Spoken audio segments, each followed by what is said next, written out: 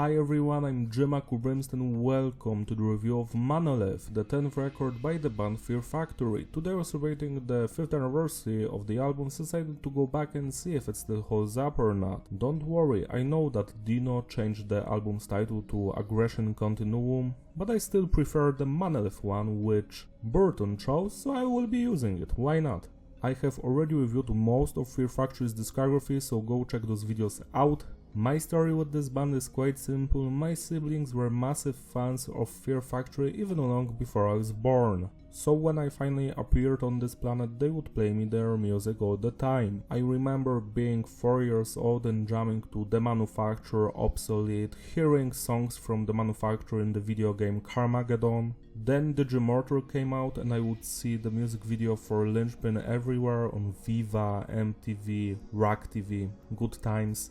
Since then I've been a massive fan of this band. I would wait for every new release. I was there for Archetype, Transgression, Mechanized, Industrialized, Genesis and this one. Monolith was written and recorded in 2017, but then Burton quit the band, so Dino changed a little bit of things here and there and released it in 2021. For some reason Dino decided to ruin Burton financially and buy the trademark Fear Factory from him.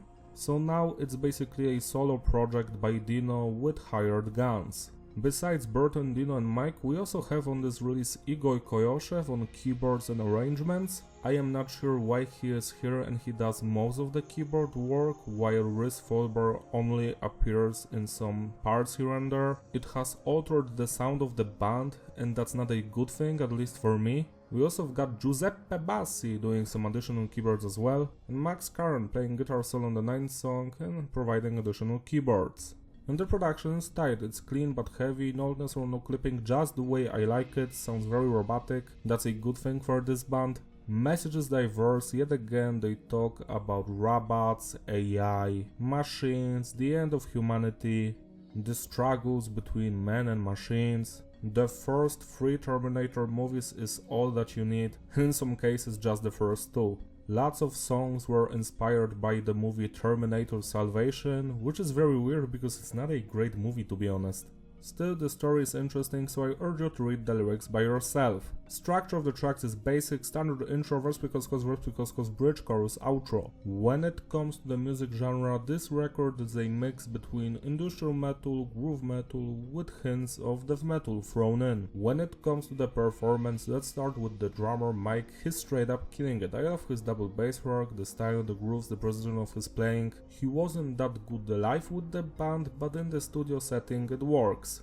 But he's not Raymond Herrera, don't worry. Next we've got the bass work by Dino. The bass is slightly audible and it follows the guitars, but we have some moments here and there where it deviates from that stuff or only the drummer and the bassist are playing together, like in the song Disruptor for example. Next let's talk about the ambient, electronic and keyboard elements, which are done by 3 different people here. The main dude, Igor, I must say that his style doesn't resonate that well with Fear Factory's music. To me personally, it sounds a little bit too cheap and cheesy. You don't have to agree with me, but I just feel like that as I'm listening through those songs. Lots of keyboard and electronic elements here just sound out of place and wacky. Then we've got the guitar work by Dino and he's straight up killing it. I love his grooves, the style, all of that, the riffs, the guest guitar solo on Monolith is fantastic as well. He plays and sounds like a machine. Last but not least we've got the final performance of Burton on a Fear Factory record. His screaming, shouting, yelling, growling is on point, it sounds fantastic. Meanwhile the clean singing leaves a lot to be desired. In some of the songs like Disruptor, Aggression Continuum or End of the Line, it actually sounds pretty good. But in some other tracks like Fuel Injected Suicide Machine for example, it sounds atrocious. You can tell that there's autotune or some vocal effects on his voice there, and it doesn't work well. But vocally I would say that 80% of the record sounds good. Now we can finally rate the individual songs. The album opens up with Recode. This was a single day music video. I must say that the keyboard elements here are very cheesy, they sound out of place. The chorus is awful. I'm like, what the hell is that? But everything else actually slaps. I do enjoy the verses in the bridge part, the guitar riffs, the drumming, the screaming, all of that is great. 7 out of 10. Disruptor! I think this was the first single from the record and it's my favorite song here. The instrumental work reminds me of the mechanized record, and Burton sounds fantastic when it comes to screaming and growling. He has energy in his voice, passion and emotions. I refuse. I refuse. Great stuff. The chorus with no regrets, find your own way around, disobey. Hey, I am the disruptor. Hey, I am the disruptor. Great stuff. I do enjoy the chorus, even if it sounds a little bit weaker compared to his singing on the earlier records, especially the first 7 ones. Easily the best song here, and I wish the entire record sounded like this one. 11 out of 10. Aggression Continuum. This one actually, the music is a little bit generic, but I do enjoy the vocals here, in the chorus even, the singing is okay, the bridge section stops, it's just a good song, a little bit better than Recode, yet again the keyboard elements, what the hell is that, 7+ out of 10. Purity is a little bit different from the previous songs, mostly because it has actual guitar melodies. It sounds very positive and cheesy, the keyboard sections are laughable, but I do enjoy the guitar riffs and the drumming. The chorus could have been better, the singing there isn't that great, but overall it's a good song, 7 out of 10. Fuel Injected Suicide Machine. This one is a wasted opportunity. I do enjoy the groove, the drumming, the guitar riffs, the verses slap, the bridge section, but that chorus, wow, just wow, it's awful.